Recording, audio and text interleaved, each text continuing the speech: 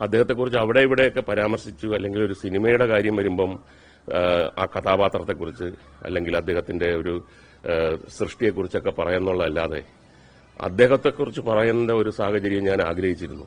അതിങ്ങനെ ഒരു സാഹചര്യമായി പോയി എന്നുള്ളതാണ് എന്നെ സംബന്ധിച്ചിടത്തോളം ഏറ്റവും ദുഃഖകരമായ കാര്യം.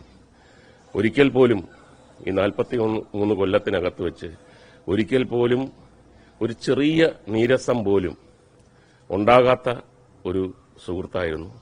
പല സന്ദർഭങ്ങളിലും ഞാൻ തന്നെ അദ്ദേഹത്തിന്റെ അടുത്ത് പറഞ്ഞിട്ടുണ്ട്, ഞാനായതുകൊണ്ട് ഇതെല്ലാം ക്ഷമിക്കുന്നു, സഹിക്കുന്നു, വേറെ ആരെങ്കിലും ആണെങ്കിൽ ഇട്ടിട്ട് എറിഞ്ഞിട്ട് പോയേനെന്ന് പറഞ്ഞപ്പോൾ അദ്ദേഹം പൊട്ടിച്ചിരിക്കും.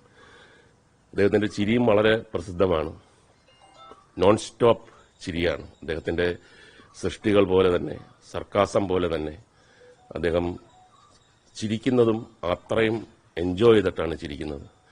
ആ കാലയളവിനുള്ളിൽ വെച്ച് ആദ്യത്തെ സിനിമ എൻ്റെ ഓർമ്മയിൽ ഓടരുതമ്മ ആളറിയാമാണ്. അതിന് കഥകളെല്ലാം കാര്യങ്ങളെല്ലാം ഞാൻ പലപ്പോഴും പറഞ്ഞിട്ടുണ്ട്. തുടക്കത്തിൽ പ്രിയദർശൻ എന്നോടൊരു ചെറിയ അഭിപ്രായ വ്യത്യാസമോ അല്ലെങ്കിൽ ഞാൻ ശരിയല്ല എന്നൊരു തോന്നലുണ്ടാകുമ്പോഴൊക്കെ അത്ര വലിയ ഒരു ബന്ധമില്ലാതിരുന്ന കാലത്ത് തന്നെ ശ്രീനിവാസൻ എനിക്ക് വേണ്ടി ഫൈറ്റ് ചെയ്ത് പിൽക്കാലത്ത് പ്രിയദർശനെ തിരുത്തി അവിടുന്ന് തുടങ്ങുന്ന സൗഹൃദം